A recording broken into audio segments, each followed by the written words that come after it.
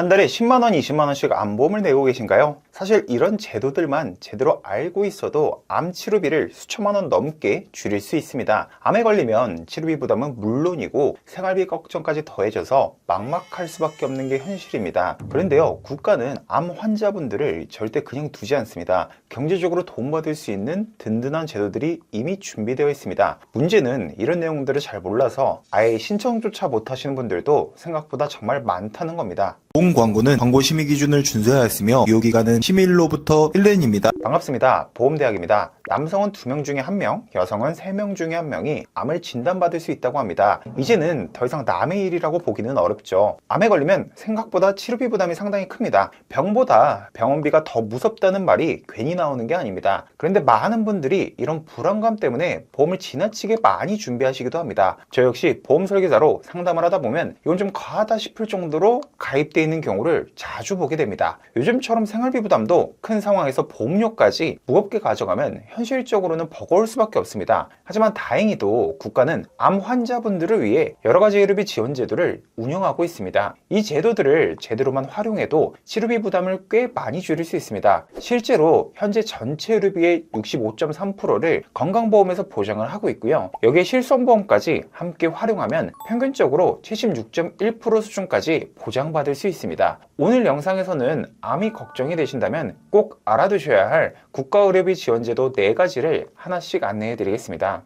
국가의료비 지원제도 첫 번째는 본인 일부 부담금 산정특례 제도입니다. 이 제도는 암뿐만 아니라 뇌관 질환, 심장 질환, 희귀 질환처럼 중증 질환이 발생했을 때 진료비 부담을 크게 덜어주는 대표적인 국가 지원 제도입니다. 암 치료는 진단에서 끝나는 게 아니라 수술, 방사선 치료, 약물 치료까지 긴 치료 과정을 거치게 되는데요. 그만큼 치료비 부담도 커질 수밖에 없습니다. 그런데 암으로 산정특례 대상자로 등록이 되면 진료비의 95%를 건강보험공단에서 부담하게 됩니다. 즉 환자는 나머지 5%만 부담하면 되는 구조입니다. 쉽게 말씀드리면 암 치료비가 1억 원이 나왔다고 해도 본인이 실제 부담한 금액은 약 500만 원 정도라는 뜻입니다. 그리고 더 좋은 점은 한번 산정특례에 등록이 되면 등록일 기준으로 5년 동안 이 혜택이 계속 유지된다는 것입니다. 게다가 등록이 된 이후에는 수술이나 항암 치료만 해당되는 게 아니라 CT, MRI, PT 같은 검사 비용이 큰 항목들하고 약값, 그리고 암으로 인한 합병증 치료까지도 일부 적용되는 경우가 많습니다. 그만큼 장기적으로 봤을 때 의료비를 줄이는 효과가 상당히 크다고 볼 수 있는 거죠. 그리고 여기서 하나 더 중요한 내용이 있습니다. 5년 적용 기간이 끝나갈 무렵 잔존암이나 전이암이 확인되거나 재발한 경우에는 다시 등록해서 추가로 5년 연장도 가능합니다. 이건 단순히 혜택 하나를 더 받는 개념이 아니라 암이라는 큰 의료위기 속에서 가정의 경제를 지켜주는 현실적인 안전장치라고 보셔야 합니다. 그런데 여기서 꼭 기억하셔야 할 2가지 유형이 있습니다. 첫 번째는 암 확진일로부터 30일 이내에 건강보험공단에서 반드시 등록하셔야 한다는 점입니다. 이 기간을 놓치게 되면 산정특례가 아닌 일반 기준이 적용이 돼서 환자 본인의 20% 이상 부담해야 할 수 있습니다. 예를 들어 치료비가 1억 원 나왔다고 했을 때 5%인 500만 원만 내는 게 아니라 2천만 원 이상을 직접 부담해야 하는 상황이 생길 수 있다는 거죠. 두 번째는 이 혜택이 급여 항목에만 적용된다는 점입니다. 여기서 급여 항목은 건강보험이 적용되는 항목이기 때문에 병원비 부담을 줄일 수가 있고요. 반대로 비급여 항목은 건강보험이 적용되지 않아서 관련 비용은 본인이 전부 부담해야 합니다. 다행히 이런 비급여 부분은 실손보험으로 보장받을 수 있고요. 특히 산정특례에 등록했는지와 관계없이 이미 가입해두신 민간보험의 혜택은 그대로 받을 수 있습니다. 즉 국가는 급여 항목을, 민간보험은 비급여 항목을 각각 나눠서 대비해주는 구조입니다.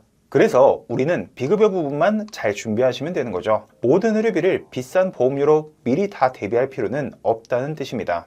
국가의료비 지원제도 2번째는 본인부담 상한제입니다. 이 제도는 과도한 의료비로 인해 생기는 경제적 부담을 줄이기 위해 환자가 부담하는 의료비에 일정한 상한선을 두는 제도입니다. 쉽게 말씀드리면 내 소득 수준에 맞는 기준을 넘는 병원비는 건강보험공단에서 다시 돌려주는 구조라고 보시면 됩니다. 2026년 본인부담 상한액 기준을 보면 소득에 따라 1분위부터 10분위까지 구간이 나뉘어 있는데요. 예를 들어 1분위에 해당하는 분이 암 진단을 받고 수술과 항암 치료까지 진행해서 지난해 급여 항목 병원비만 1억 원이 나왔다고 가정해 보겠습니다. 이 경우 본인 부담 상한액이 90만 원이기 때문에 실제로 본인이 부담한 금액은 90만 원 뿐입니다. 그 외 나머지 금액은 공단에서 돌려주는 금액입니다. 즉 소득에 따라 본인이 부담해야 하는 상한선이 정해져 있기 때문에 병원비가 많이 나오더라도 그 기준을 넘는 금액까지 계속 부담하지 않아도 된다는 것입니다. 게다가 한 병원만 이용하는 게 아니라 여러 병원을 오가면서 치료를 받아 각각의 병원비는 상한액보다 적었다 하더라도 1년 동안 낸 총 본인 부담금이 소득 기준 상한액을 넘었다면 나중에 공단에 신청해서 환급받을 수 있습니다.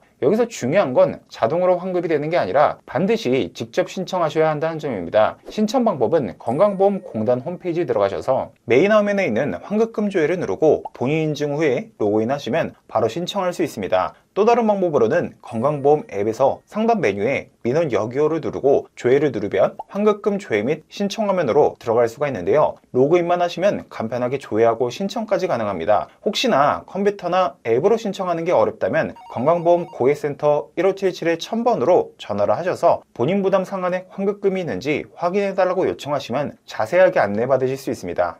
국가의료비 지원 혜택 세 번째는 재난적 의료비 지원 사부입니다. 이 제도는 기존 제도만으로도 도저히 감당하기 어려울 만큼 의료비 부담이 커진 분들을 위해 국가가 본인 부담 의료비의 일부를 직접 지원해주는 제도입니다. 특히 2023년부터 지원 범위가 크게 확대가 되면서 이전보다 훨씬 더 많은 분들이 혜택을 받을 수 있게 되었는데요. 그런데도 이 제도를 잘 몰라서 아예 신청조차 못하시는 경우가 생각보다 정말 많았습니다. 산정 특례나 본인 부담 상한제까지 적용받았다고 해도 비급여 항목이나 전액 본인 부담 항목 때문에 가계가 크게 흔들릴 수 있는데요. 이럴 때 국가가 직접 나서서 한 번 더 받쳐주는 마지막 안전망 같은 제도라고 보시면 됩니다. 다만 여기에도 중요하게 보셔야 할 부분이 있습니다. 단순히 병원비가 많이 나왔다고 해서 자동으로 적용되는 제도는 아닙니다. 지원을 받으려면 반드시 두 가지 조건을 충족해야 합니다. 가구소득은 기준 중위소득 100% 이하여야 하고요. 가구재산의 과세 표준액도 7억 원 이하여야 합니다. 그리고 산정특례나 본인 부담 상한제를 적용받고도 여전히 남는 의료비가 있어야 합니다. 여기에 비급여 의료비나 전액 본인 부담 항목까지 포함되어 있어야 하고요. 즉 앞에서 말씀드린 제도들로 해결되지 않는 의료비의 부담이 최종적으로 본인에게 남아있고 그 금액의 일정 기준을 넘어야 그때 국가가 직접 지원에 나서는 구조라고 보시면 됩니다. 입원이든 외래 진료든 관계없이 의료비가 일정 기준을 넘어서고 그로 인해 가계가 큰 부담으로 발생했다고 판단이 되면 이 제도를 통해 본인 부담 의료비의 약 50%에서 80%까지 지원받을 수 있습니다.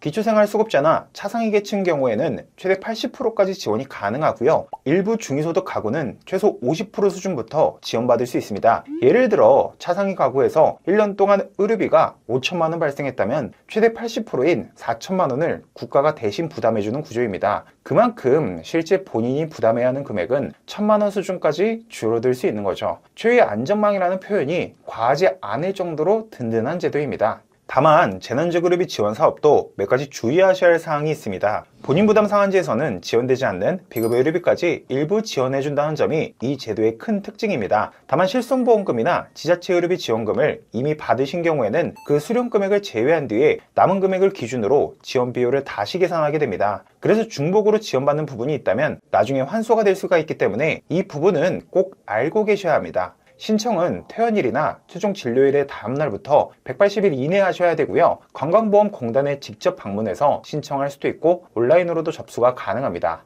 국가의료비 지원제도 네 번째는 호스피스 완화 의료 서비스입니다. 이 제도는 말기암 환자분들과 가족분들을 위해 통증을 줄여드리고 마음의 불안과 두려움까지 덜어드리는 인간적인 의료 돌봄 서비스입니다. 단순히 치료를 중단하는 개념이 아니라 남아있는 시간을 조금이라도 더 편안하고 의미있게 보낼 수 있도록 신체적인 부담은 물론이고 정서적, 심리적, 영적인 부분까지 함께 돌보는 핵심이 있습니다. 대상은 더 이상 근본적인 회복은 어렵고 수개월 이내에 임종이 예상되는 말기 환자분들입니다. 담당 의사와 전문의의 판단 아래 가족이 호스피스 이용에 동의하면 관련 서비스를 받을 수 있습니다. 병원 안에 있는 전문 호스피스 병동은 물론이고 가정형이나 지역 사회 연계 형태로도 다양하게 이용할 수 있고요. 환자 본인만 돌보는 것이 아니라 가족의 심리적인 부담까지 함께 지원을 해줍니다. 암 치료의 마지막 과정에서도 국가는 결코 여러분을 혼자 두지 않습니다. 저 역시 현장에서 많은 환우분들과 가족분들을 만나면서 느끼는 부분이 있습니다. 치료의 고통도 더 힘들지만 그보다 더 크게 다가오는 건 이제 나 혼자 남겨지는 건 아닐까 하는 두려움인 것 같습니다. 하지만 이 부분은 분명하게 말씀드릴 수 있습니다. 국가에는 끝까지 여러분 곁을 지켜주는 따뜻한 제도들이 마련되어 있습니다. 의료비 부담을 덜어드리는 건 물론 마음의 짐까지 조금이나마 가볍게 덜어드리기 위한 제도들이라는 거죠. 그러니 너무 두려워하지 않으셨으면 좋겠습니다. 지금 이 순간에도 여러분이 조금 더 편안하게 치료받고 존엄을 지키며 살아가실 수 있도록 곁에서 함께하는 제도와 사람들이 있습니다. 끝까지 함께할 수 있다는 믿음, 그 부분만 꼭 잊지 않으셨으면 좋겠습니다. 오늘은 암 환자를 위한 국가의료비 지원제도 4가지를 함께 살펴봤습니다. 다음에도 더 유익한 내용으로 다시 찾아뵙겠습니다. 본 광고는 광고 심의 기준을 준수하였으며 유효기간은 심의일로부터 1년입니다.